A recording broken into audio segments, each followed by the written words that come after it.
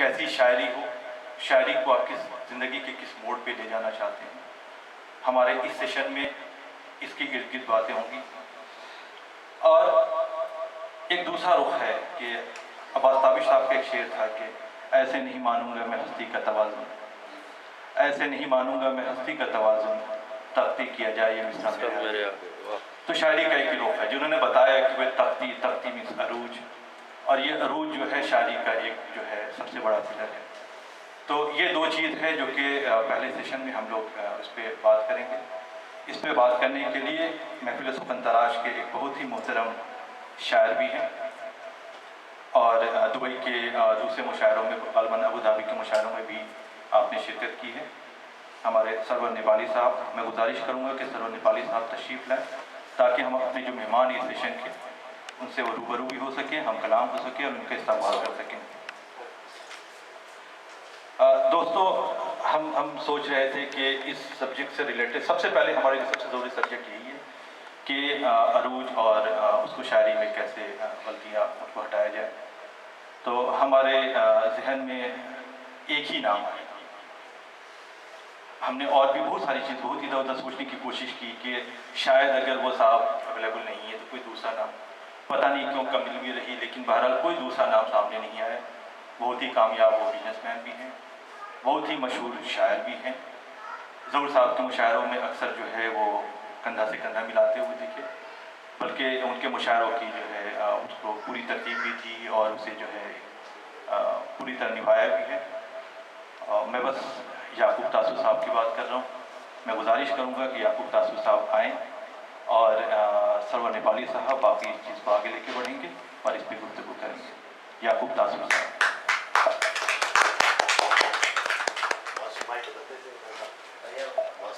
करता हूँ इस महफिल में और हमारे मेहमान मोहतरम जनाब याकूब तसव्वुर साहब का खैर मक़दम करता हूँ। आज की हमारी ये महफिल बिल्कुल अलग अंदाज की है। हमेशा हम शेर व शायरी करते रहे हैं और ये महफिल ऐसी है कि जैसे महबूब को देख लिया जाए, महबूब से बातें कर ली जाए, उसमें एक लुत्फ़ है। और अगर ये नामुमकिन हो तो महबूब की बातें दोस्तों से कर ली जाए, उसमें भी एक लुत्फ़ है। तो आज हम शायरी की बातें करेंगे। शायरी हमेशा करते रहते हैं और शायरी में सबसे अहम जो चीज़ है वो इल्म उरूज़ है। शुरुआत इसी से होगी। फ़न सुखन जो इसका सबसे पहला हिस्सा है प्रोग्राम का। अब इसमें इल्म उरूज़ की शुरुआत गुफ्तगू की करते हुए हम देख सकते हैं कि ये हुनर जो है उर्दू शायरी में बहुत अच्छी तरह से पाया जाता है। उर्दू शायरी में मिसरों की रवानी, अवज़ान बहुत खूबसूरती मिलती है। यही चीज़ें अगर अंग्रेज़ी में देखा जाए या कुछ और ज़बानों में देखा जाए तो वहाँ इसकी बहुत कमी पाई जाती है। बड़े बड़े अंग्रेज़ी के शायर, हमारे फरहाद साहब अंग्रेज़ी के टीचर हैं, ये ज़्यादा बेहतर जानते हैं कि एक मिसरे में 3 लफ्ज़ होंगे तो दूसरे में 13। यानी वो रब्त, वो कवायद जो उर्दू ने जो है फॉलो किए हैं वो दूसरी जगह बहुत कम पाए जाते हैं। तो ये इल्म उरूज़ की जानकारी होना एक बहुत ही ज़रूरी चीज़ है। लेकिन एक दूसरा पहलू ये भी है कि बहुत सारे दौरे हाजिर में ऐसे शायर हैं और दौरे माजी में भी ऐसे शायर गुजरे हैं जो इल्म उरूज़ के ABCD से भी वाकिफ़ नहीं थे, लेकिन इसके बावजूद अच्छी शायरी करते थे। उनकी शायरी में कहीं कोई नुक्स नहीं पाया जाता था, लेकिन इल्म उरूज़ से वो वाकिफ़ नहीं थे या उनके अंदर एक कुदरती तौर पे शायरी आती थी। तो मैं अपने बुज़ुर्ग और मोहतरम जनाब याकूब तसव्वुर साहब से सबसे पहले ये सवाल करना चाहता हूँ, सबसे पहले मैं अपनी जानकारी के लिए और फिर मेरे दोस्तों की जानकारी के लिए, कि उर्दू शायरी के लिए इल्म उरूज़ कितना ज़रूरी है, इसकी जानकारी होना कितनी ज़रूरी है और क्या इसके बगैर भी शायरी हो सकती है या नहीं। जनाब सरवर नेपाली साहब ने जो सवाल किया है उस सवाल से पहले भी कुछ सवालात उठते हैं جن پر بات کرنا بہت ضروری ہے۔ عروض کا جہاں تک مسئلہ ہے، عروض شاعری کی بنیاد ہے، بیسس ہے، اساس ہے۔ لیکن اس سے پہلے میں یہ بات کہنا چاہوں گا، میں ایک تذکرہ جو ہے رضا چغتائی صاحب کا بھی کیا تھا۔ رضا چغتائی صاحب کے اس بات کو آگے بڑھاتے ہوئے مناسب ہوگا میں یہاں سے شروع کروں کہ شاعری ہے کیا؟ یہ خدا کی عطا کی ہوئی ودیت ہے، وہ خوبصورت صلاحیت ہے جسے وہابی کہا گیا ہے۔ لوگوں نے کہا یہ کسبی نہیں ہے، لیکن مجھے اس پر اختلاف ہے۔ وہابی صلاحیت ہونا تو ایک بڑی اچھی بات ہے، یقینی طور پہ اگر یہ صلاحیت آپ میں نہیں ہے خدا کی دی ہوئی تو آپ کا اگلا قدم نہیں اٹھ سکتا۔ لیکن اہم بات جو ہے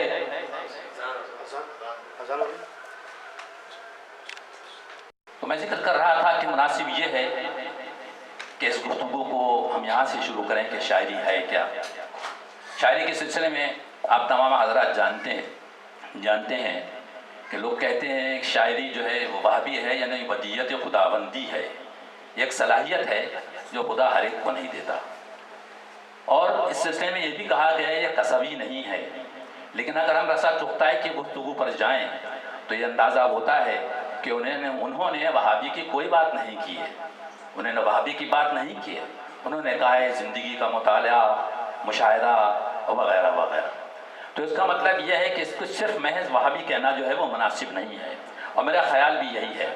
بلا شبہ یہ صلاحیت وہابی ہے، اور یہی وجہ ہے کہ ہر شخص شاعر نہیں ہوتا اور ہو بھی نہیں سکتا، لیکن اس صلاحیت کو متاثر کن اور خوبصورت انداز میں اسی وقت برتا جا سکتا ہے جب اکتساب کے عمل کو بھی اس میں شامل کیا جائے۔ سوال یہ ہے کہ اکتساب کس سے؟ اکتساب مطالعہ کتب سے، اکتساب اساتذہ کے کام سے، اکتساب عمیق مشاہدے سے، اکتساب شعبہ ہے زندگی کے تمام مختلف علوم سے، اکتساب محاسن و عیوب فن سخن کے علم سے، اور اکتساب فن عروض کے قواعد و ضوابط سے۔ جب تک ان تمام چیزوں کو ہم اپنی شاعری میں شامل نہیں کریں گے، شعر تو آپ کہہ لیں گے لیکن وہ شعر مضبوط اور مستحکم شعر نہیں ہوگا۔ یہی وجہ ہے کہ ہم یہ دیکھتے ہیں اپنے معاشرے میں زمانے قدیم سے لے کے آج تک کہ بہت سے شعراء ایسے گزرے ہیں جن سے اگر یہ سوال کر دیا جائے کہ عروض کے بارے میں آپ کیا جانتے ہیں تو وہ یہ کہہ دیتے ہیں کہ میں نہ جانوں عیوب عروض، ہم تو فعلاتن کے چکر میں نہیں پڑتے ہیں، اپنی بات سیدھی سیدھی کہہ دیتے ہیں، اور لوگ کہہ بھی دیتے ہیں۔ اور یہ حقیقت کہتے ہیں خوبصورت اور ایسے جامع اشعار لوگوں نے کہے ہیں جہاں پر کہیں بھی کسی قسم کا سقم یا کمی نظر نہیں آتی، لیکن اس کے باوجود اس فن کی اہمیت اپنی جگہ اہم ہے۔ اس فن کو جاننا سمجھنا ضروری ہے۔ اس فن کو برتنے کے لیے اس حد تک تو شاید میں نہیں کہتا کہ آپ اس میں بالکل ایک عروضی بن جائیں اور اس کی ایک ایک چیز کو رٹ لیں، سمجھ لیں، لیکن اتنا ضرور ہے کہ آپ کے ذہنوں میں یہ شعور ضرور اجاگر ہونا چاہیے ہے کہ شاعری کی اہم چیز جو ہے وہ وزن ہے۔ اگر وزن نہیں ہے تو آپ شاعری نہیں کر رہے ہیں بلکہ آپ نثر لکھ رہے ہیں، آپ شاعری نہیں کر رہے ہیں۔ آزاد اسی طرح سے اگر پھر یہاں سے ایک بات نکل آئی کہ شاعری وزن کی بات ہے، لوگ آزاد نظم کی بات کہتے ہیں، آزاد نظم میں بھی وزن ہے۔ اگر ہم یہ سمجھ لیں کہ آزاد نظم میں وزن نہیں ہے تو یہ غلط ہے۔ آزاد نظم کیا ہوتی ہے؟ آزاد نظم کسی بھی ایک بحر کے تو ٹکڑے کر کے اس کو اس میں استعمال کیا جاتا ہے، لیکن اگر آپ اس کو پڑھیں، اگر اس میں پڑھنے میں ردھم نہیں ہے تو اس کا مطلب ہے اس میں وزن نہیں ہے۔ تو بات یہ واضح ہو گئی کہ اب جو میں نے ایسی گفتگو کی تھی آپ سے کہ اکتساب کے بعد جو تھی عروض کا، سے اکتساب حاصل کرنے کے لیے ایک آپ کو عروضی بننے کی ضرورت نہیں ہے، لیکن کچھ چند ایسے اصول جو کہ ضروری ہیں اور جنہیں سمجھنا چاہیے ہے وہ آپ کے ذہن میں ضرور ہونا چاہیے۔ علم عروض اصل میں اس کا موجد کہلاتا ہے خلیل بن احمد البصری۔ خلیل بن احمد البصری، جیسے اندازہ ہو رہا ہے بصری سے کہ بصرہ کا رہنے والا تھا، 70 ہجری میں یہ پیدا ہوئے اور 100 ہجری میں یہ پیدا ہوئے اور 70 ہجری میں مفارقت فرما گئے۔ اس نے جو ہے اب یہ یہاں پر ایک بڑی عجیب بات ہے کہ جب ہم عروض کا مطالعہ کرتے ہیں تو ہم الجھن کا شکار ہو جاتے ہیں کہ اس میں جو ٹرمینالوجی ہے وہ بڑی عجیب و غریب ہے، فاعلتن، فعلتن وغیرہ وغیرہ، جس کی وجہ سے آدمی کنفیوز ہوتا ہے کہ یہ ہے کیا۔ تو اگر آپ اس کو سمجھ لیں کہ یہ ہے کیا چیز تو یہ اتنا مشکل نہیں ہوگا۔ اب اس نے کیا کیا کہ یہ جو چیز خلیل بن احمد البصری، انہوں نے شاعری اور موسیقی کے زیر و بم کے آہنگ کے اشتراک سے یہ علم وضع کیا، اور اس میں ایسے اوزان ایجاد کیے جس کی وجہ سے، جن کو ہم افاعیل یا تفاعیل کہتے ہیں یا ارکان کہتے ہیں، اور اس کے بہت سے مذاہب بھی وضع کیے، جس سے اگر ہم کو معلوم ہو جائے کہ یہ کیا چیز ہے تو ہم بڑی آسانی سے اس کو ہم عروض کو سمجھ سکتے ہیں۔ خلیل بن احمد نے 15 بحریں ایجاد کی۔ 15 بحروں میں 6 بحریں مفرد تھیں اور 9 بحریں مرکب بھی تھیں۔ اس کے بعد میں ابو الحسن اخفش ہوا کرتے تھے، انہوں نے ایک بحر بحر متطارق کے نام سے پیش کی۔ پھر 3 اور بحریں جدید، قریب اور مشاکل کے نام سے مختلف لوگوں نے، میں ان کا نام لوں اور ہسٹری بتاؤں تو اس کا کوئی فائدہ نہیں ہے، وہ مجھے اس طرح سے 19 بحریں ابتداءً ہمارے جو ہے علم میں آئیں، اور 19 بحروں ہی کے بعد باقی جتنی بھی بحریں ایجاد ہوئی ہیں انہی کا تتمہ ہے یا انہی کا نتیجہ ہے یا انہی سے جو ہے اختراعات کی گئی ہیں۔ اب ایک اہم چیز ہے وہ یہ ہے جو ہم یہ کہتے ہیں کہ ارکان بحر یا ارکان عروض کیا ہیں۔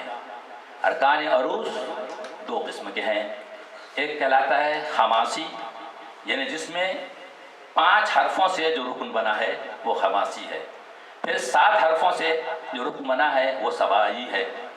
ان دونوں ارکان کی وجہ سے مثلا خماسی میں اگر ہم مثال پیش کریں آپ کو تو خماسی میں ہے یعنی 5 حرف، فعولن، فے عین واو لام نون 5، فعولن جو ہے یہ خماسی ہو گیا۔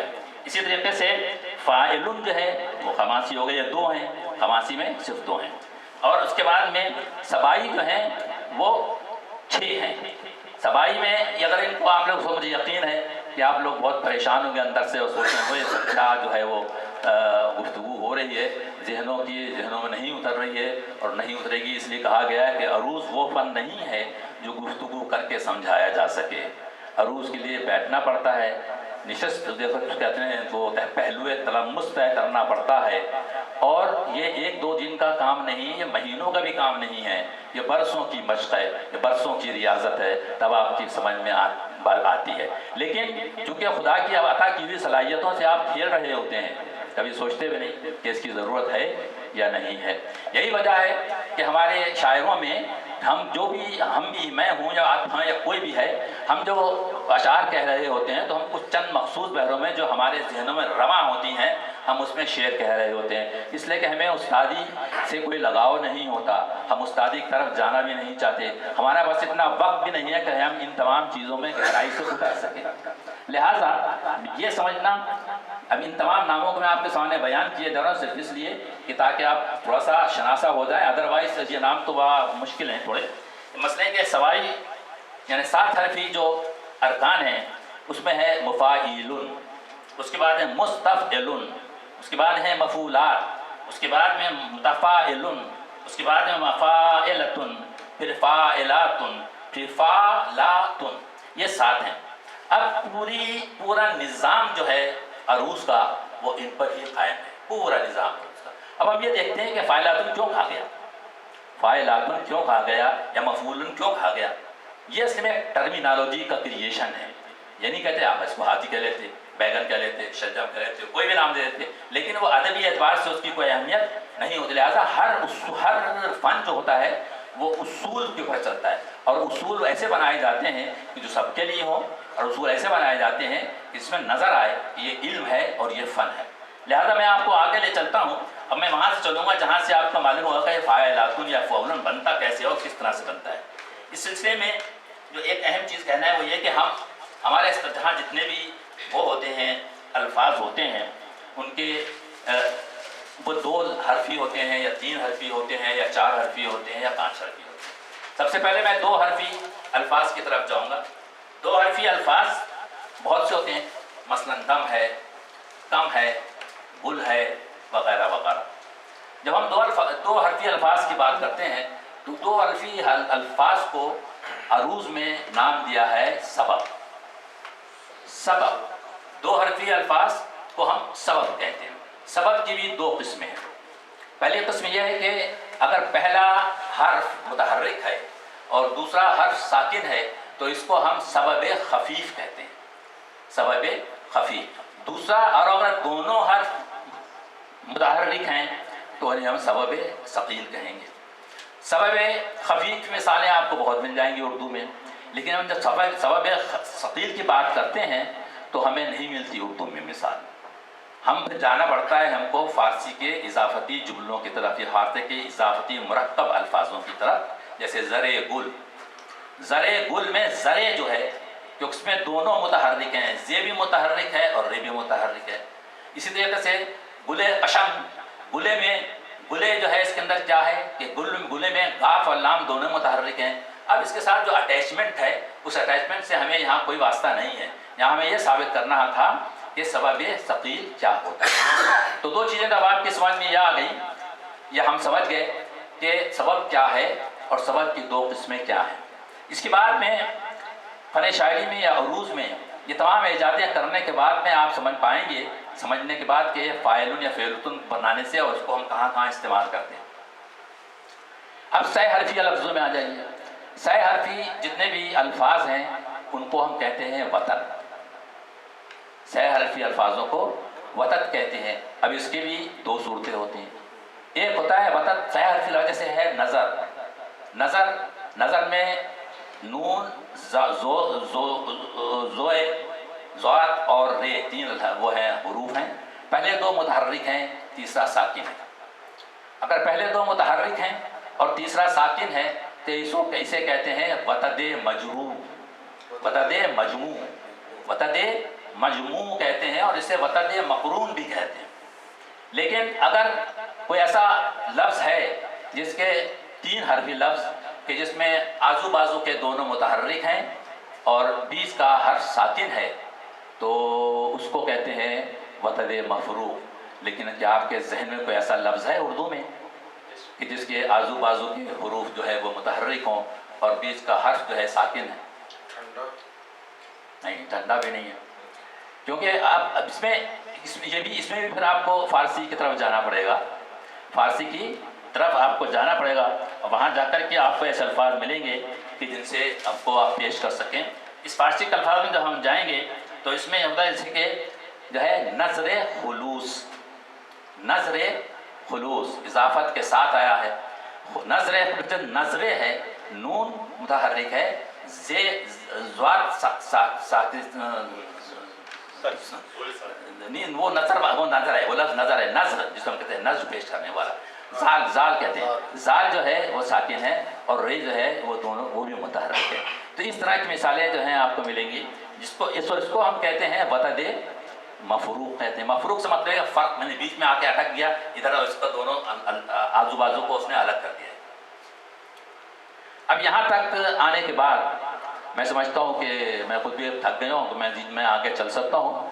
اور لیکن میں آپ کے ساتھ یہ بھی آپ کو ایک خوشخبری دینا چاہتا ہوں کہ میں نے اس بات سے اس محفل کے بعد میں نے یہ کام شروع کر دیا ہے کہ میں بہت ہی آسان انداز میں جس طرح سے میں نے خود سمجھا ہے اوزان کو اور جس طرح میں نے خود سمجھا ہے عروض کو، اس کو میں آپ کے سامنے پیش کروں. اور میں نے لکھنا شروع کر دیا ہے اور میں نے بہت کچھ میں نے لکھ لیا، لیکن میں اس کو نہیں جاتا اس لیے مجھے میرے چہروں کے تاثرات بتا رہے کہ یہ سب کیا ہو رہا ہے. تو اس کی گفتگو جو ہے وہ بعد میں کی جائے گی. وہ یہ کیا ہو رہا ہے، یہ کیا ہو رہا ہے والی بات ہے. تو وہ اس کی گفتگو کے لیے بلکہ میں انشاءاللہ بہت عنقریب اس کے پہلے 2-3 چیپٹر لکھ کر آپ لوگوں کے سامنے فوٹو کر کے دوں گا. میں کوئی استاد نہیں ہوں، میں کوئی عروضی نہیں ہوں، لیکن بس یہ ہے کہ جب دوستوں میں بیٹھتے ہیں یا کچھ ہوتا ہے ذکر ہوتا ہے تو کوشش کرتے ہیں کچھ تھوڑا سا ہمیں بھی آ جائے اور جو جتنا آتا ہے اتنا ہی میں آپ کے سامنے پیش کر سکوں گا. اس کے بعد میں ایک چیز میں آپ کو بہت مزے کی بتانا چاہتا ہوں کہ شاعری کے سلسلے میں عجیب باتیں کی جاتی ہیں کہ شاعری یا عروض جو ہے وہ کہاں سے آیا اور کہاں چلا گیا اور کس طرح سے ہوا اور اس کی ہسٹری کیا ہے. تاریخ اس کی بڑی عجیب و غریب ہے. میں نے ایک جگہ پڑھا تھا، میں نے نوٹ کیا، وہ میں آپ کے سامنے پیش کرتا ہوں کہ فن سخن اور عروض کی تاریخ. فن سخن اور عروس کی تاریخ کے بارے میں تحقیق میں ایک تعجب خیز بات سامنے آئی ہے، اور وہ یہ ہے کہ زین القصص کامل تواریخ مرات آفتاب فی روضۃ الاحباب اور معالم تنزیل کے مصنفین نے لکھا ہے کہ جب حابیل نے قابیل کو قتل کر دیا، جب حابیل نے قابیل کو قتل کر دیا تو صدمہ جہاں سے کے اثر سے حضرت آدم صفی اللہ علیہ السلام نے چند شعر کہے. حضرت آدم نے چند شعر، آپ دیکھ رہے ہیں کہ یہ شاعری کہاں سے آ رہی ہے. حضرت آدم صفی اللہ نے چند شعر کہے. کیا جی ہاں، حضرت آدم صفی اللہ نے اس صدمہ جاقہ کے زیر اثر، اس صدمے کے زیر اثر چند شعر کہے. اب اس سے سمجھ لیں کہ کیا چیز ہے شاعری، کیا چیز ہے. جب آپ کسی چیز سے متاثر ہوتے ہیں تو آپ کے اندر سے ایک ابال اٹھتا ہے، اور جب وہ ابال اٹھتا ہے، چاہے وہ صدمے کا ہو چاہے وہ خوشی کا ہو، اس سے آپ جو کچھ کہتے ہیں اس کا انداز جو ہے شاعرانہ ہوتا ہے. یہ تمام اشعار جو تھے انہوں نے سریانی میں کہے. سریانی یہ زبان تھی اس زمانے میں، اس میں کہے تھے. مگر اس میں ہوا یہ کہ جب اس کا تجزیہ کیا گیا تو علامہ زمخشری اور مولانا نظام نشاپوری نے کہا کہ نہیں، یہ اشعار نہیں ہے، یہ شعر نہیں ہے، یہ نثر ہے، یہ شعر نہیں ہے، یہ نثر ہے. تو اس کے بعد میں پھر ہوا ہے کہ ایک زمانہ آیا. حضرت عبداللہ بن عباس روایت کرتے ہیں کہ حضرت آدم کے المناک نثری جملوں کو یارب بن قحطان ایک شاعر تھا جو عربی اور سریانی کا ماہر تھا، اس نے ان کو اشعار میں ڈھالا. اس نے اشعار میں ڈالا. اس زمانے میں عروس کا رواج نہیں تھا، صرف موضوعی اشعار اس کو کہا جاتا تھا کہ اشعار موضوع کر لیے. اب اشعار موضوع کرنے کا مطلب ہے کہ موضوعی جب آپ کر رہے ہیں تو اس کے میں اوزان میں وہ پرفیکشن نہیں ہوگا جو آپ کو عروس کی وجہ سے ہوتا ہے. اب یہاں تک کی گفتگو کے بعد اگر آپ کے ذہنوں میں کوئی سوالات ہیں تو کریں، اگر میرے علم میں ہے میں اس کے جواب پیش کروں. اس سے پہلے ایک آدھ سوال میں اور رکھنا چاہتا ہوں، پھر آخر میں جو ہے وہ باقی لوگوں کو موقع دے دیجیے گا. جیسے کہ بھی آپ نے فرمایا کہ شاعری میں جو خیالات ہیں یا جو مضمون ہے وہ کسی ایک خاص فیلنگ، خاص احساس کی وجہ سے آتا ہے، بھی آپ نے تذکرہ کیا. تو یہ بہت ایک اہم دوسرا جز ہے شاعری کا کہ عروس تو ایک اسٹرکچرل چیز ہو گئی، شاعری کا فارمیٹ ہو گیا، اوزان ہو گئے. اب اس کے اندر میں اگر خیال اچھا نہیں ہے تو روزی طور پہ شعر چاہے جتنا پرفیکٹ ہو، اگر اس میں خیال زبردست نہیں ہے تو پھر وہ شعر کس کام کا. تو اس مسئلے پہ ہمارے بہت سارے دوست جنہوں نے حال میں شاعری شروع کی ہے پریشان رہتے ہیں کہ بھائی خیال کہاں سے لائے جائے شاعری میں، اس کا کیا طریقہ ہوتا ہے. غالب صاحب کو جو ہے وہ اشعار غیب سے وہ آ جاتے تھے مضامین، اب جن کو نہیں آتے ہیں وہ کیا کریں گے، بھائی کہاں سے لے کے آئیں گے. اس میں غالب کو بھی جو ہے وہ غیب سے مضامین اس لیے کہتے ہیں کہ دیکھیں جہاں تک اس کا تعلق ہے کہ مضامین، جیسے آپ کا خیال ہے کہ خیال کہاں سے آئے، مضامین خیال کا مطلب ہے مضامین کہاں سے آئے. آپ کو بہت سے میرے دوستوں سے گفتگو ہوتی رہی ہے اور اس سلسلے میں نے کہا ہے کہ بھئی آپ جو ہے جیسے ان کا بھی ایک آدھ شعر میں نے اس طرح کا سنا ہے، کیا نام ہے، فرحات جبریل کا بھی، کہ ہماری زندگی کے بے انتہا شعبے ہوتے ہیں اور زندگی کے شعبے میں ہم ہر جگہ ہر چیز سے متاثر نہیں ہوتے، لیکن کچھ چیزیں ہمیں متاثر کرتی ہیں. مثلا یہ کہ خیالات کی تلاش میں کہہ سکتا ہوں کہ آپ جا کر ساحل سمندر پر بیٹھ جائیے. شعر ہے ساحل سمندر سے. ساحل سمندر پر جب آپ بیٹھیں گے تو استغراق کی ضرورت ہے.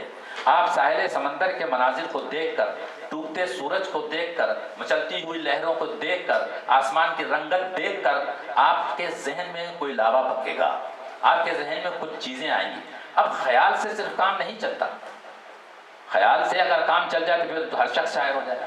صرف خیال سے کام نہیں چلتا. اگر آپ واقعی ودیت کی ہوئی صلاحیت کے حامل ہیں تو پھر آپ اس میں کچھ نہ کچھ کہیں گے.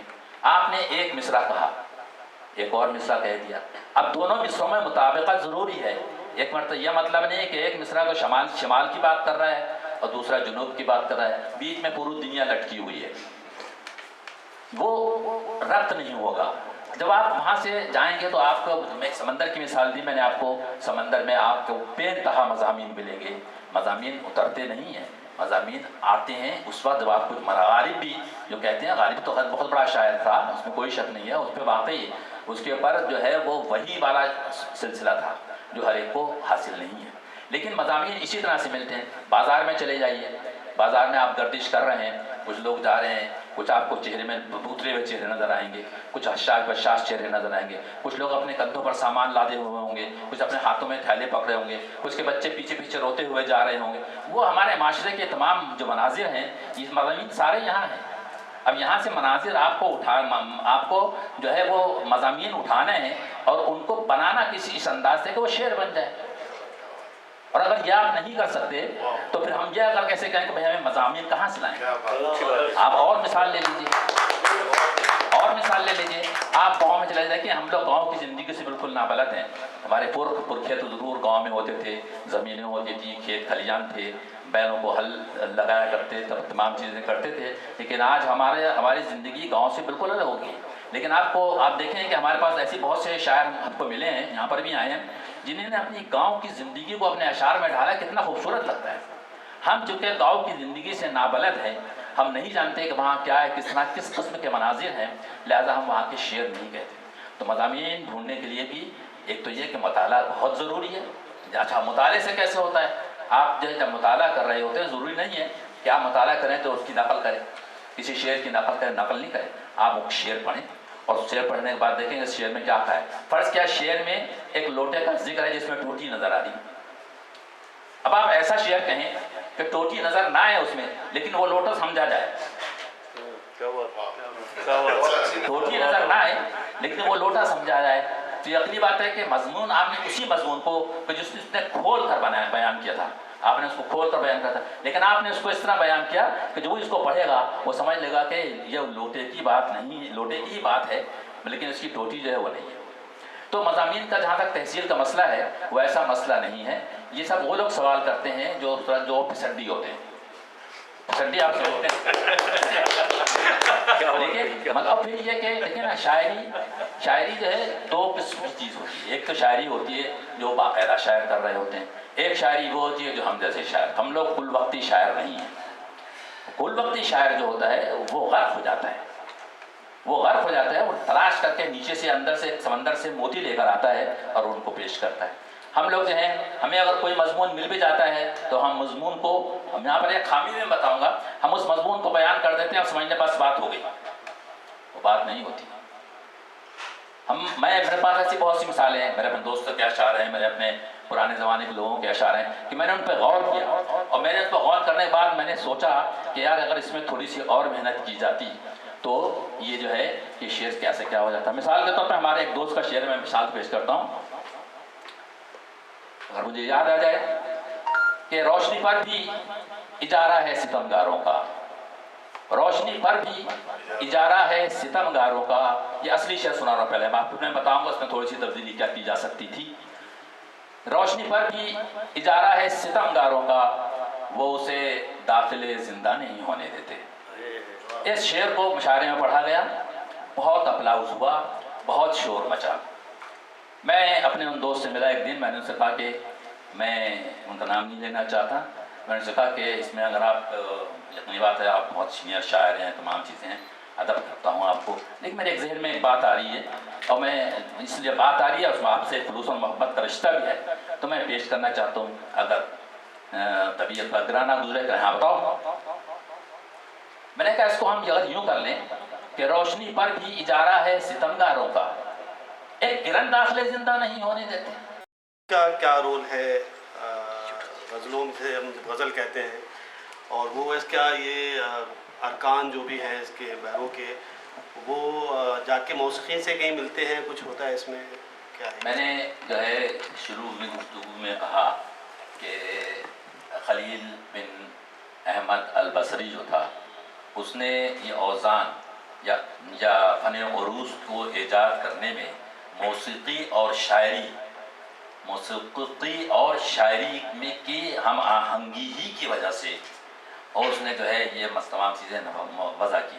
موسیقی میں صرف خرابی یہ ہوتی ہے، बल्कि मौसीकी में ख़राबी नहीं होती, वहाँ पर भी रिदम होता है, काका धिन्ना धिन्ना वगैरह वगैरह और तमाम चीज़ें जो तबले की ताल पे चलती हैं।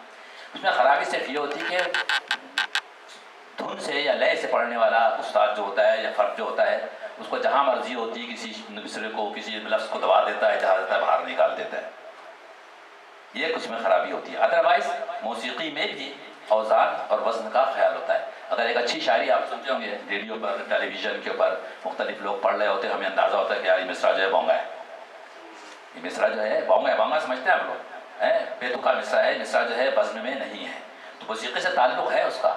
बल्कि मैं तो ये कहूँगा कि शायरी का ताल्लुक़ तो मुसव्वरी से भी है, शायरी का ताल्लुक़ तो मुसव्वरी से भी है। इसलिए मुसव्वरी में जहाँ आप जो रंग देख रहे होते हैं, आपके वो रंग शायरी में नज़र आते हैं। मुसव्विर में आप हज़ारों रंग आप इस्तेमाल करते हैं। आप देखें, आप जैसे फराज जिब्रील ने शेर कहा, वो वाला वो खून पानी का समंदर का, उसको आप बनाएं, उसको आप स्क्रीन पर बना लें, एज़ल पर रख के उसको बना लें, आप कितना खूबसूरत मंजर बनेगा उसके अंदर। तो लफ्ज़ी के साथ साथ मुसव्विरी भी जो है उसका एक अहम जुज़ है।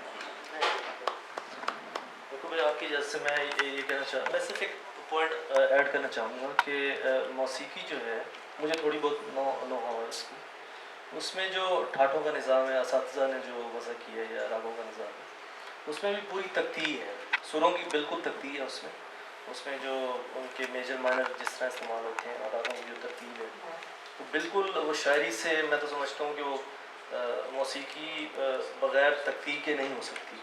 और ख़ास तौर पे जो क्लासिक म्यूज़िक है, वो आजकल का तो खैर एक ट्रेंड चेंज हो चुका है, जिस तरह शायरी के ट्रेंड्स चेंज हो गए हैं, फेसबुक की शायरी चल रही है, लेकिन अगर आज भी अगर आप उरूज़ पे शायरी करें और जिस तरह आपने फरमाया कि ख़याल पे वो शायरी, अच्छी शायरी जो करें, तो उसमें उसी तरह अच्छी जो मौसीकी है वो आज भी उसी तख्ती की जो है वो मरूम मिन्नत है, और उसके बगैर ये मुमकिन नहीं। सही है, आप बिल्कुल सही करें। बल्कि मैंने सिर्फ लफ्ज़ मौसीकी का सिर्फ थोड़ा सा जिक्र किया, और जैसे कि आपने बताया कि मौसीकी की भी देखना, जिस इल्म में भी, जब इल्म और फ़न दो चीज़ें, इल्म और फ़न देखें, दो मुख्तलिफ, इस तरह तमाम अल्फाज में आप देखें बड़ा फ़र्क होता है। मसला एक लफ्ज़ होता है मोहब्बत और एक लफ्ज़ होता है वफ़ा, हम समझते हैं एक ही है, दोनों लफ्ज़ में फ़र्क है, दोनों लफ्ज़ों में, दोनों अल्फाज में फ़र्क है। बल्कि मैं इसमें कहूँ, मुझे याद नहीं आ रहा है, एक शेर बड़ा अच्छा है, लेकिन चले, मोहब्बत क्या होती है? मोहब्बत एक जज्बा है, और वफ़ा क्या है? वफ़ा वो सलाहियत है जिससे आप उसको निभाते हैं। मोहब्बत और वफ़ा में इसी तरीके से हर इल्म और फ़न में फ़र्क है। इल्म तो इल्म है, लेकिन फ़न वो होता है जिसमें असूल होते हैं। हाँ, उस इल्म के उसूल जो है, अगर उसूल है तो फिर वो फ़न है, अगर उसमें उसूल नहीं है तो फ़न। इसीलिए तो कहते हैं, मतलब जब आप हम शायरी कर रहे होते हैं, शायरी में बेनता हम गलतियाँ कर रहे होते हैं, और उसका सबब यह है कि हम महासिन उजूब शायरी से वाकिफ़ नहीं हैं। एतराज़ कुछ लोग करते हैं, कुछ लोग नहीं करते, क्योंकि शायरी भी आजकल जो है वो अदबी हलकों से निकलकर बाज़ारी हलकों में चली गई है। और बाज़ारी हल्के क्या कहते हैं? बाज़ारी हल्का तो यह है कि उनको आप शायरी में शेर में लतीफ़ा सुना दें, ये शेर में कोई ऐसी बात फलाने से कोई डायरेक्ट इम्पैक्ट हो जाए, डायरेक्टली जाकर जहन पर चिपक जाए वो बात, वो लोगों को अच्छी लगेगी, वो अप्लाइज करेंगे, शोर मचाएंगे, तालियां बजाएंगे, खुश होंगे, वाह वाह करेंगे। लेकिन अगर आपकी ऐसी शायरी है जिसको आप पढ़ने के बाद में घर पर जाके सोचें, लेटे तो आपको यार क्या बात कही है, ये कितनी गहराई में बात, फिर आप वो गहराइयों में उतरते हैं।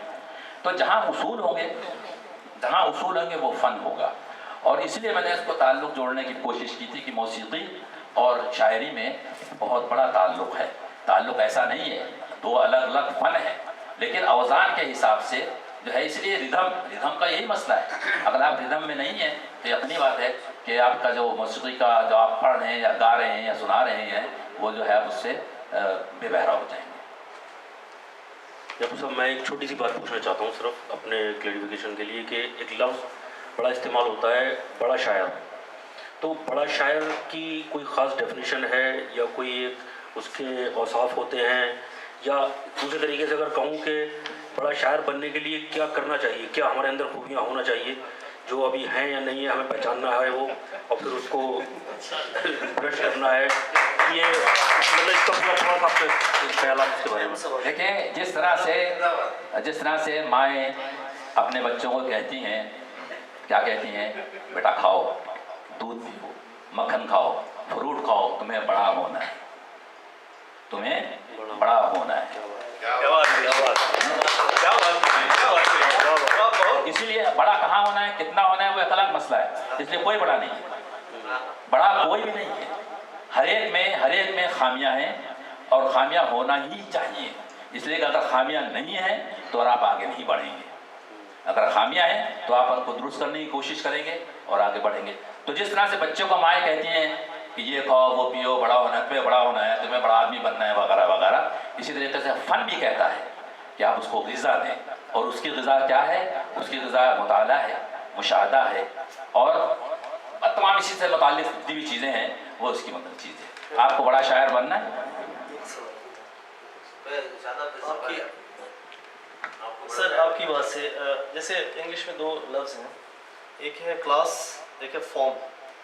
اب فارم تو بندے کی سفر کر سکتی ہے کہ کبھی وہ اچھا کھیلے، کرکٹ میں جیسے کسی کی ٹینڈولکر کی لیٹ سے فارم اچھی نہیں ہے، اس نے 0 پہ آؤٹ ہوئی، لیکن آپ ٹینڈولکر کی کلاس پہ بات نہیں کر سکتے، وہ کلاس وائز ایک بہت بڑا پلیئر ہے۔ تو اسی طرح جو ہر کرافٹس مین ہوتا ہے یا ہر جو آرٹسٹ ہوتا ہے وہ ان بورن اس کے اندر ایک پوٹینشیل ہوتا ہے، جیسے آپ نے شروع میں فرمایا۔ تو یہ میرے خیال میں آپ کی اپنی ہی بات کا ڈینائل ہے کہ اگر ایک بندہ ان بورن، جیسے آپ اقبال کو اس کا جو گرینڈیئر ہے، اس کا جو کینوس ہے، آپ اس کو کسی ایک عام لائک ہمارے جیسے میڈیوکر شاعروں سے کمپیئر نہیں کر سکتے، دیر از نو کمپیریزن ایٹ آل۔ غالب صاحب کو یا میر صاحب کو، تو بڑا آدمی، میرا اپنا بلیف یہ ہے کہ وہ اپنے اندر اس کے ڈی این اے میں کوئی ایسا پوٹینشیل، ایسا پروفیٹک ایک اس کے اندر کمپوزیشن ہوتی ہے خدا کی طرف سے، جسے ابدیت کہتے ہیں، کہ وہ اپنے اندر وہ چیزیں لے کے پیدا ہوتا ہے اور حالات اس کو اس کی طرف پش کرتے ہیں، پھر اس کی سکلز جو ہیں وہ with the passage of time وہ ڈیولپ ہوتی ہیں اور اس کو ویسے حالات میسر آتے ہیں۔ پھر جو آپ نے شروع میں امیجز کی بات کی کہ ہم بازار میں چل رہے ہیں سر، یہ سارے جیسے اقبال کو ایک خاص قسم کے حالات ملے، غالب صاحب کو ایک خاص قسم کے حالات ملے، ان کی شاعری پہ، جیسے میں الفریڈ لارڈ ٹینیسن کو پچھلے دنوں پڑھا رہا تھا کہیں پہ، تو ان کی ایک پوئم ہے دا بروک، تو ایک اور پوئم ہے ان کی بریک بریک بریک، تو دونوں کا کمپیریزن تھا، میں بچوں کو سمجھا رہا تھا۔ تو ایک پوئم میں وہ اپنے ایک دوست کے بچھڑ جانے پر موت کی جو اس کی سمجھ لیں کہ بے رحم اور بالکل بے دردی اس کی اور اس کی صفاقی بیان کرتا ہے۔ دوسری طرف وہ بروک کو ایک چشمہ ہے جو بہہ رہا ہے پہاڑوں سے اور پھر آگے وہ دریا میں مل جاتا ہے، تو اس کی زندگی کی جو ہے وہ رونقوں کی، اور یہ بھی بیان کرتا ہے کہ زندگی میں کہیں ٹوسٹ آ جائے، ٹرن آ جائے، آپ کو رکنا پڑے، پھر آپ کو آگے بڑھنا ہے۔ تو وہ پیسمزم پہ لکھی ہوئی اسی شاعر کی پوئٹری ہے اور اسی شاعر کی پہ آپٹمزم پہ لکھی ہوئی پوئٹری ہے۔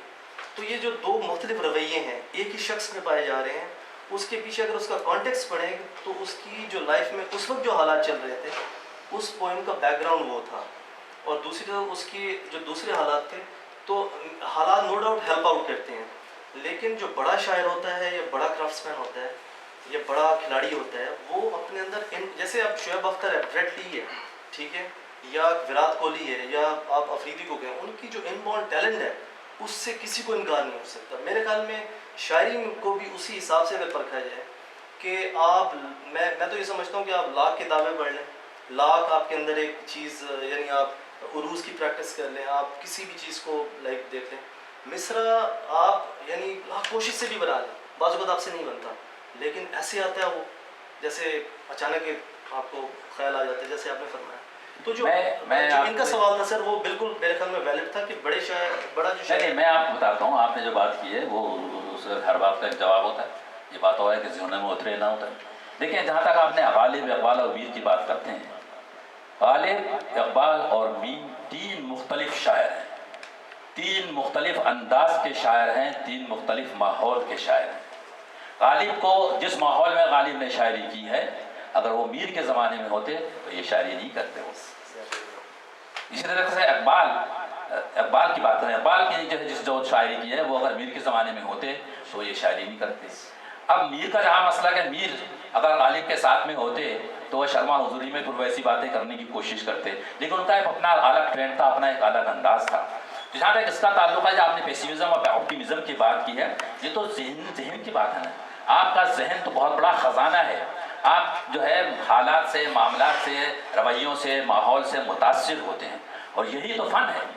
فن تو یہی کہ آپ جب رو رہے ہیں تب بھی آپ اس کو اس انداز میں کہیں کہ وہ شاید شعر نظر آئے، اور آپ ہنس رہے ہیں تو وہ بھی اس انداز میں کہیں کہ شعر نظر آئے. کوئی کلاس اس طرح کی نہیں ہے. کلاسیکل کا جہاں تک آپ نے کہا ہے کہ صاحب وہ شعیب اختر یا فلاں کی بات کی، وہ ٹیلنٹ تو اس میں ہے نا. ٹیلنٹ اس ٹیلنٹ نہیں اس کو بنایا کلاس، اس کو کلاس دینے کا ٹیلنٹ. وہ ایک پہلے بال پہ بھی آؤٹ ہو سکتا ہے. ابھی میں دیکھ کے رہا ہوں پہلے بال پہ جو تھا اظہر، کیا نام تھا اس کا، اظہر علی، پہلی بال پہ آؤٹ ہو گیا، 0 پہ آؤٹ ہو گیا. پچھلے مرتبہ اس نے 300 بنائے، 302 بنائے تھے. تو وہ ایک الگ چیز ہے. وہ فن سے اس کا دیکھیں نا، آپ اس کو یہ نہیں کہہ سکتے کہ آپ اپنی شاعری دیکھ لیجیے. میں نے آپ کی پوری شاعری پڑھی، آپ اپنی شاعری دیکھ، ہر شعر ایک ہی معیار کا نہیں ہے، ہر شعر بہت اچھا نہیں ہے. اگر مجھے موقع ملے اور آپ ناراض رہو تو میں اس میں بہت سی جگہ بتاؤں آپ کو کہاں کہاں ہم نے جو ہے اس میں سرسری طور سے ہم اس کو یہ نہیں کہتے کہ آپ کو فن نہیں ہے. فن کی بات میں نہیں کر رہا ہوں. آپ نے خیال نہیں کیا، آپ سرسری طور سے گزرے. آپ نے لفظوں کی نشست و برخاست کا خیال نہیں کیا، آپ نے لفظوں کے تلفظ کا خیال نہیں کیا، بہت سی ایسی چیزیں. تو یہ جو ہے وہ ایک الگ چیز ہے، اور اس کو اس طرح سے ہم کمپیئر نہیں کر سکتے. دیکھیں نا، ہر شخص محمد علی قلعے نہیں ہوتا، باکسر بہت ہوتے ہیں، باکسر بہت سے ہوتے ہیں. لیکن وہ والی بات ہے، محمد علی قلعے یا کوئی بھی شخص ہو، جب تک اس پر سایہ خداوندی نہیں ہے، چاہے کسی بھی وجہ سے، ودیت جس کو کہتے ہیں، ودیت نہیں ہے، جب تک وہ نہیں ہے تو وہ بڑا شاعر. ان کا سوال تھا بڑا شاعر، تو بڑے شاعر کے لیے میں نے بتایا کہ بڑا شاعر ایسے خالی آپ کو ٹھیک ہے ودیت بھی ہے تو آپ بڑے شاعر نہیں ہو سکتے. اتنی بات ہے کہ اگر آپ کا بنیادی چیز موجود ہے، آپ کا زمین موجود ہے، زمین آپ کو دے دی گئی ہے، اب آپ اس کے اوپر مکان نہیں بنا سکتے، اس لیے آپ کے پاس نہ اینٹیں ہیں، نہ سیمنٹ ہے، نہ سریا ہے، کچھ بھی نہیں ہے، تو مکان کیسے بنے؟ وہ بڑا اہم چیز ہے. اہم چیز آپ کے پاس ہے، لیکن باقی جو کم اہم ہے لیکن ان کی موجودگی نہیں ہے، تو انہیں حاصل کرنا بھی ضروری ہے. بہت بہت شکریہ، بہت اطمینان بخش جواب دیا ماشاء اللہ. آخری سوال لے لیتے ہیں سلمان کا. شاعری میں ہم وصل کا استعمال کرتے ہیں. کس کا؟ وصل کرتے ہیں شاعری میں، اور اضافت کا استعمال کرتے ہیں. اس ترکیب کو استعمال کرتے ہوئے کن باتوں کا خیال رکھنا چاہیے؟ لیکن اور ایک سوال اور جڑا ہے اس میں. عروض میں تمام اجازت دی گئی ہے، تمام چھوٹیں بھی دی گئی ہیں، کہیں کہیں ان کا استعمال کرنا عیب ہے یا فن ہے؟ پہلے میں آپ کے دوسرے سوال کی طرف آؤں گا. دیکھیں، چھوٹ کسے کہتے ہیں؟ جو آپ کہہ رہے ہیں چھوٹ دی گئی ہے، رعایت دی گئی، رعایت کسے کہتے ہیں؟ رعایت کسی کہتے ہیں؟ کمزور کو دیتے ہیں. نہیں، جیسے تمام رعایت، میں والی بات سن لیں آپ، رعایت دیتے ہیں کمزور کو. جس طریقے سے آپ کو پاسنگ مارکس ملتے ہیں، نمبر آپ کے جو ہے 33 نہیں بن پا رہے ہیں. پہلے ہمارے زمانے میں 33% پاس ہوتا تھا، 32 آ گئے، 30 آ گئے، تو ٹیچر کہتا ہے لڑکا یار اچھا ہے، شریف ہے، کلاس میں اچھی ہوتا ہے، اس کو 3 نمبر اور دے کے رعایتی نمبر دے دو. رعایت کا تعلق جہاں تک ہے، رعایت کو تو میں تو اس کے بالکل خلاف ہوں کہ رعایت دی کیوں بھائی. رعایت ایک اور میرے دوست ہیں، میں آپ کو بتاؤں، ابھی ایسا قصہ نکالا ہے. انہوں نے اپنے اشعار سنائے، اپنی غزل سنائی.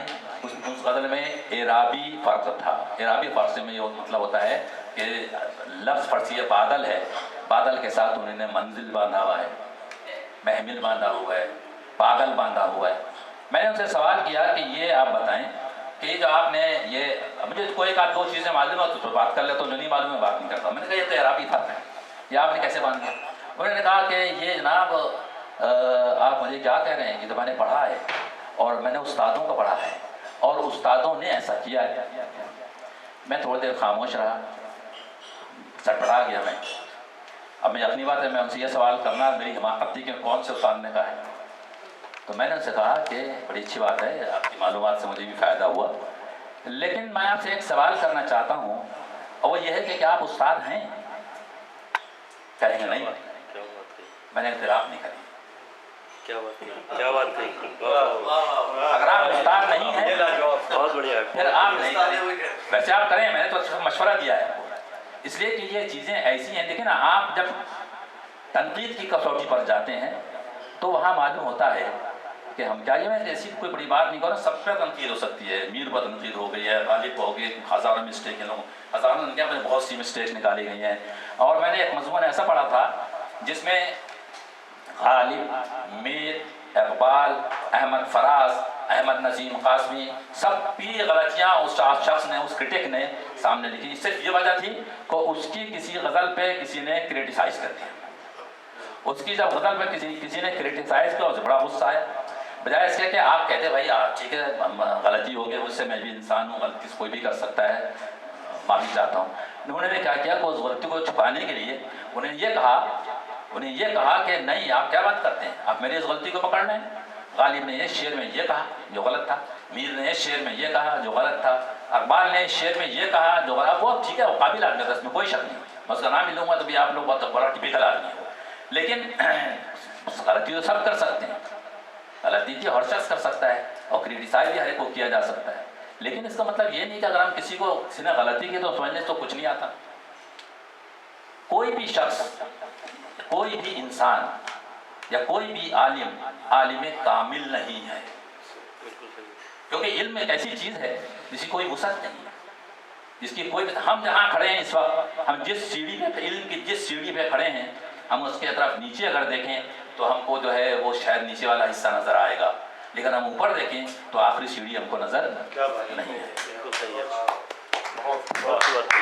याकूब भाई, इनका जो सवाल था बड़ा अच्छा, इन्होंने एक दफ़ा मुझसे भी शेयर किया था। अच्छा हाँ, आपको जो सवाल पढ़ के जो सवाल जो मुझे इनका समझ आया, मैंने तो इन्हें जवाब दिया था कि जो अगर असातिज़ा में से किसी ने वो चीज़ उस तरह इस्तेमाल की है, उस तरह लफ्ज़ का इस्तेमाल किया है, मतलब में हम भी कर सकते हैं। लेकिन आपने फरमाया कि क्योंकि जब तक हम उस्ताद ना हों तो हम वो वैसी गलती या वैसी यानी जो लफ्ज़ का इस्तेमाल, इनका सवाल बेसिकली ये कि क्या हम वो अगर फ़र्ज़ करें ऐसी मजबूरी आ जाए, क्या हम वो उसको ऐसे इस्तेमाल कर सकते हैं या नहीं कर सकते? देखें, ये आपके जो बात है इसमें उर्दू में वो अल्फाज जो हिंदी से मुस्तामिल हैं, हिंदी से आए हैं, में अलीफ शीए वगैरह को जो है गिराने का जो है वो कहा गया है कि आप गिरा सकते हैं।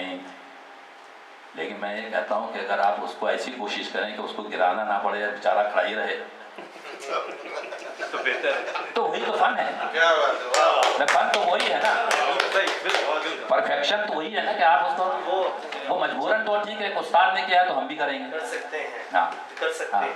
हमने आप कर सकते हैं ऐसे इसी तरह से बहुत से फारसी के हाँ, हम भी करेंगे, हाँ, नहीं करेंगे, कर सकते हैं, हाँ।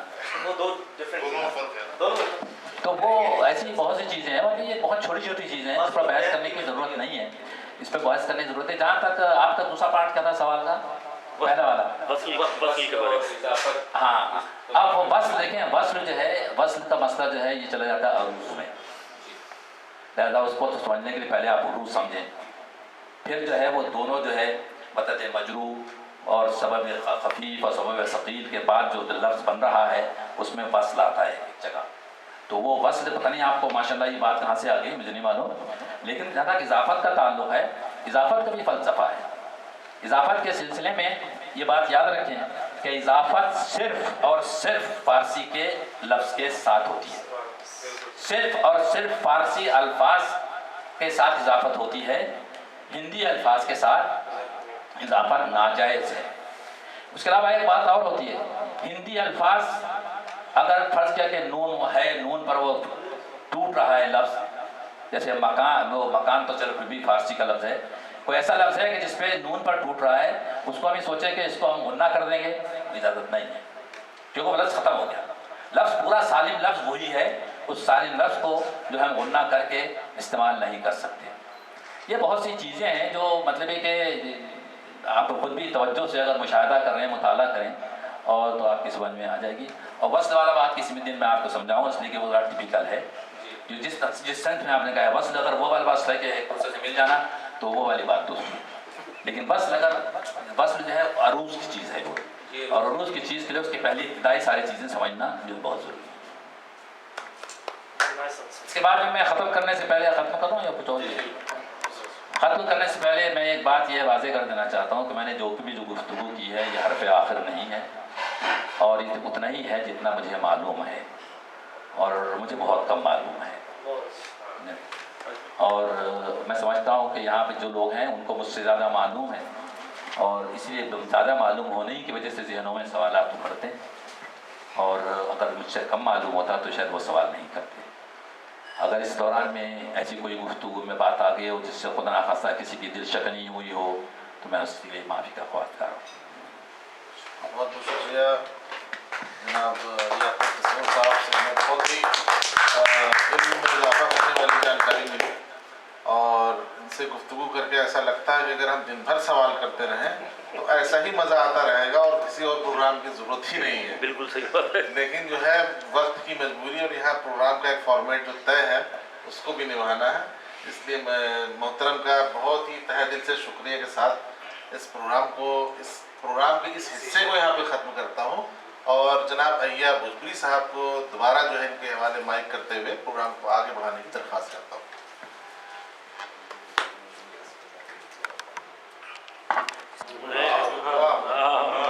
روشنی بھر بھی اجارہ ہے ستمگاروں کا، ایک کرن داخلے زندہ نہیں ہوئے. دیکھیں انہوں نے بات تو کہہ دی تھی اور خوبصورت اتنا شعر ہو گیا تھا کہ انہوں نے زحمت نہیں کی. وہ یہ خود بھی کر سکتے تھے، یہ بات وہ خود بھی کر سکتے تھے. تو لہذا شعر کا تقاضا یہ ہے کہ شعر کہہ کے پھینکو نہیں، شعر کہہ کے جمع نہیں کر لو. شعر جو ہے وہ ریویژن چاہتا ہے، وہ اعادہ چاہتا ہے. آپ اس کو بار بار پڑھیں، آپ اس کو جب بار بار پڑھیں گے، جب مسلسل پڑھتے رہیں گے. اب یہ بات وزن میں بھی آتی ہے، وزن بھی ہوتا ہے. وزن میں لفظ ہوتا ہے آپ نے جو ادھر لگا دیا لفظ کے پیچھے یا ادھر لگا دیا. اب ایسے میں نے بہت سے اشعار پڑھے، اچھے اچھے شاعروں کو پڑھے کہ جس میں نے سوچا جب میں نے پڑھا کہ یار یہ جو یہاں سے اٹھا کے اگر یہاں لگا دیتا تو کتنا فلو ہو جاتا. وزن وہی تو ہے نا کہ فلو ہو کتنا فلو ہو جاتا. لیکن اس نے ایک شعر کہہ دیا. اب ہم اس پہ جو ہے وہ تنقید تو کی جا سکتی ہے، لیکن تنقید سب سے خراب چیز ہے. اس لیے کہ تنقید میں باوجود اس کے اگر چاہے کوئی کتنا ہی خلوص رکھے لوگ اس کو دشمنی شمار کرتے ہیں. اس لیے میرا اپنا رویہ یہ ہو گیا ہے کہ میں شعر سنتا ہوں، تعریف کرتا ہوں. اگر کہیں مجھے خامی نظر آتی ہے یا مجھے ہوتا ہے، اگر جو سمجھنے والے دوست ہیں وہ میرے چہرے کے تاثر سے سمجھ جاتے ہیں کہ دیر از سم تھنگ. میں کوئی استاد نہیں ہوں، استادی کا دعویٰ نہیں ہے، یہ کوئی استادی کا دعویٰ نہیں ہے. تو پھر پوچھتے ہیں یار کیا ٹھیک کیسا ہے کدھر ہے کیا ہے، اور اس کو ہم آگے پیچھے کر کے بحث کر لیتے ہیں، مباحثہ کر لیتے ہیں اور اس کے بعد میں اس چیز کو سیدھا کر لیتے ہیں. اب ایک بات جو ہو رہی ہے وہ یہ ہے کہ جیسے کہ آپ نے سیمینار کیا، اتنا بڑا سیمینار کیا، اتنا بڑا، اس لیے ماشاء اللہ سب ذہین ہو، کیونکہ شاعر بہت ذہین ہوتا ہے اور ذہین آدمی سے بچنا چاہیے. تو اتنا بڑا جو ہے آپ نے پروگرام کیا ہے، سب لوگ سن رہے ہیں گفتگو.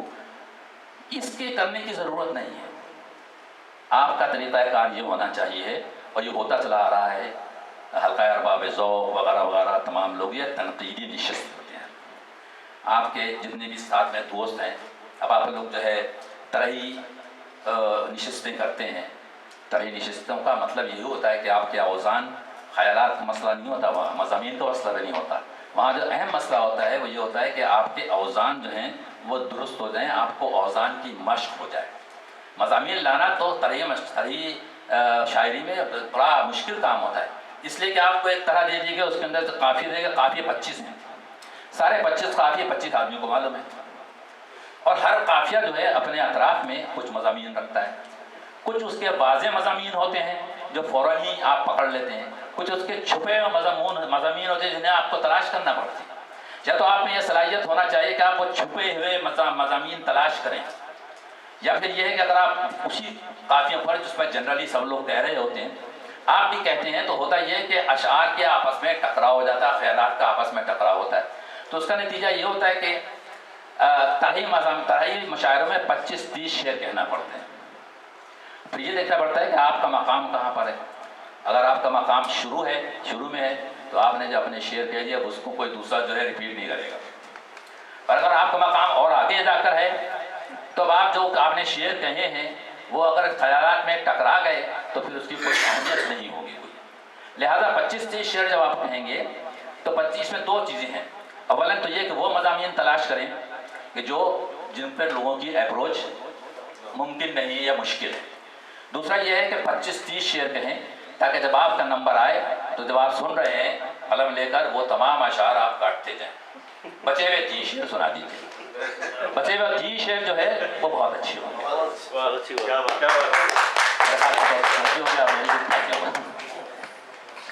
بہت بہت شکریہ جناب یعقوب تصور صاحب نے بہت ہی لطف اندوز گفتگو کی اور بہت ہی ہماری جانکاری میں اضافہ بھی ہوا. سوالات اور بھی تھے لیکن وقت کی کمی کو دیکھتے ہوئے میں مائک احییٰ بھائی کے حوالے کرتا ہوں تاکہ ہمارے اور دوست اگر ان کے ذہن میں کوئی سوالات ہوں تو ہمارے احییٰ بھائی کے ذریعے سے جو ہے وہ سوالات ہمارے محترم جناب یعقوب صاحب کے سامنے رکھیں گے. تھوڑا سا پانی مجھے، وہ بولنے کی عادت نہیں ہے نا.